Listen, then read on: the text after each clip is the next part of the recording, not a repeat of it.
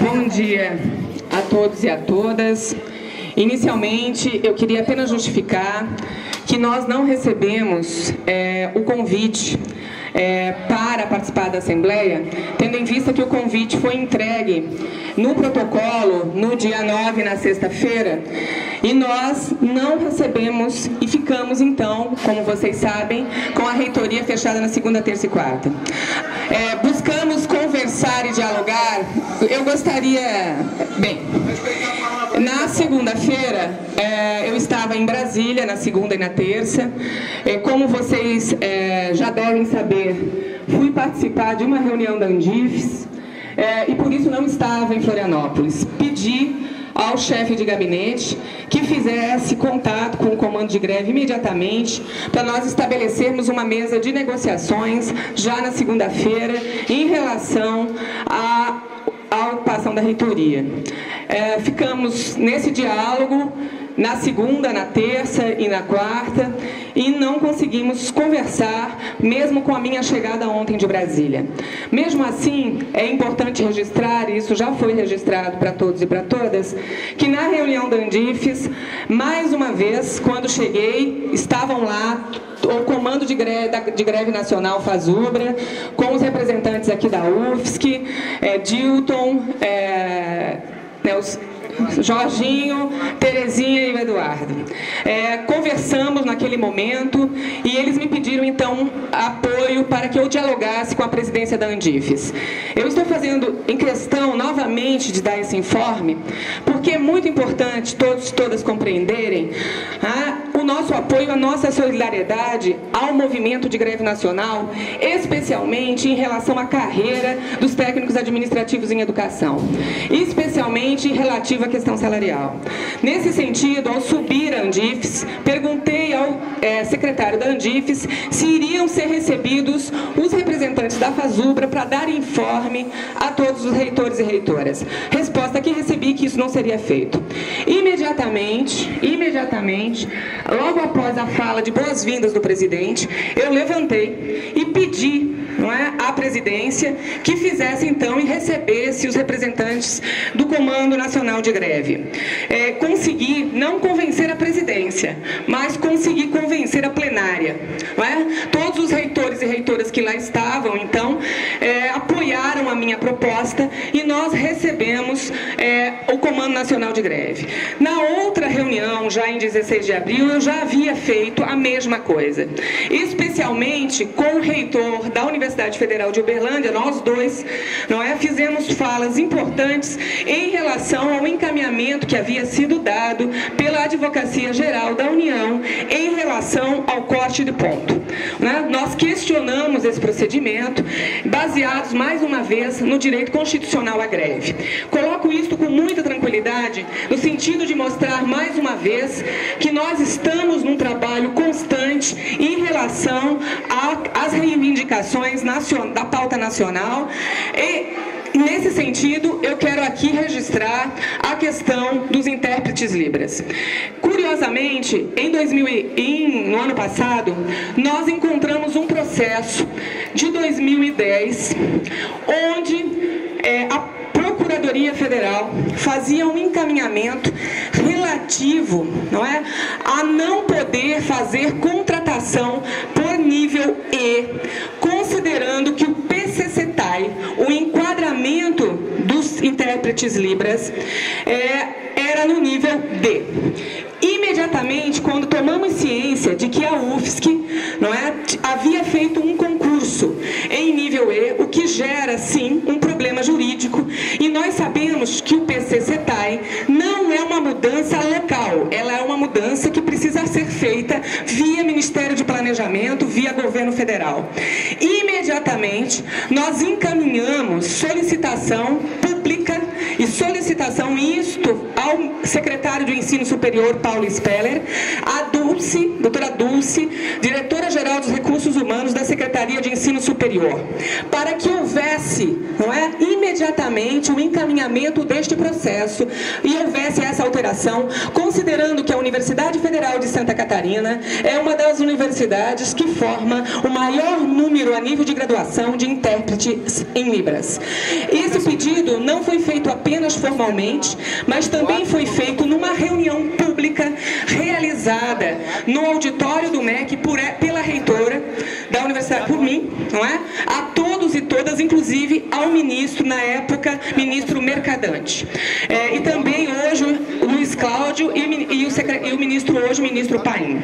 Ou seja, o nosso trabalho junto ao governo federal, eu gostaria, e isto foi dito também com muita tranquilidade para todos os intérpretes, para os intérpretes de Libras que realizaram reunião conosco no ano passado. Não é? A nossa compreensão é a mesma que a de vocês.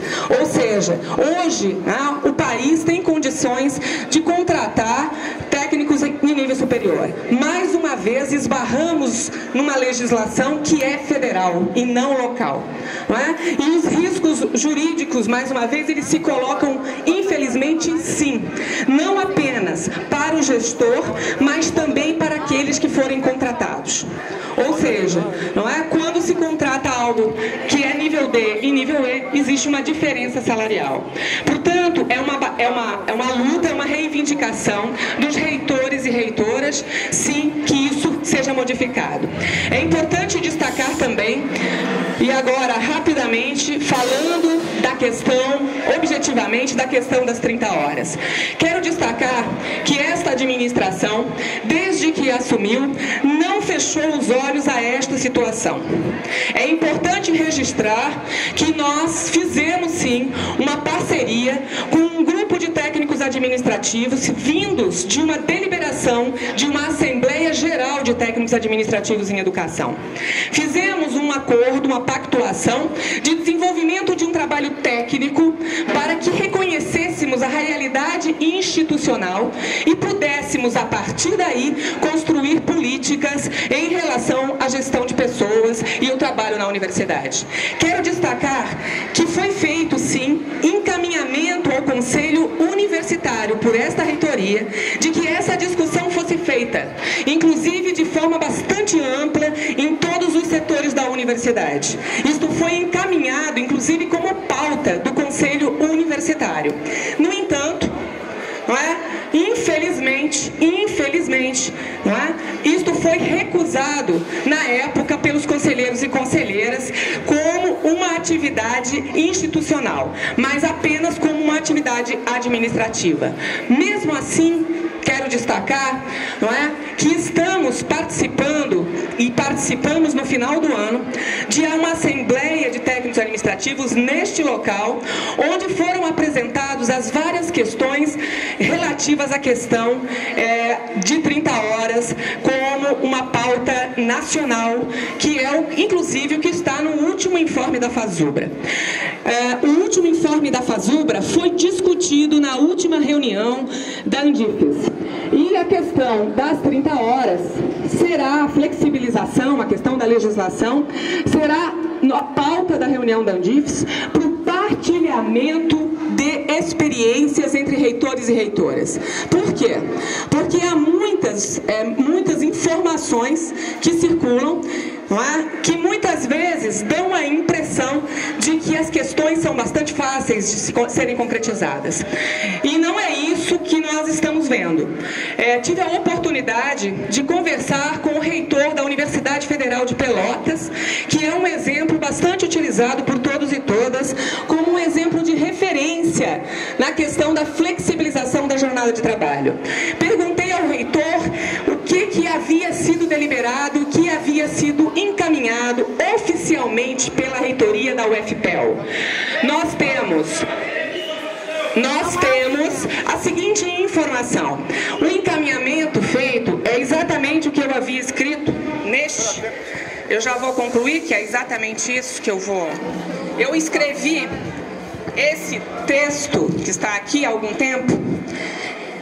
Essa reitoria, e isto é a UFPEL oficializou a flexibilização da jornada de trabalho apenas na área da saúde. Informalmente, e aí isto é informalmente, a UFPEL continua, não é, realizando esse trabalho de discussão e diálogo interno. Foi isso que ele me informou. Ele, inclusive, se propôs a vir à Universidade Federal de Santa Catarina para dialogar com a comunidade universitária, com os técnicos administrativos, em relação à experiência que está sendo feita na UFPEL.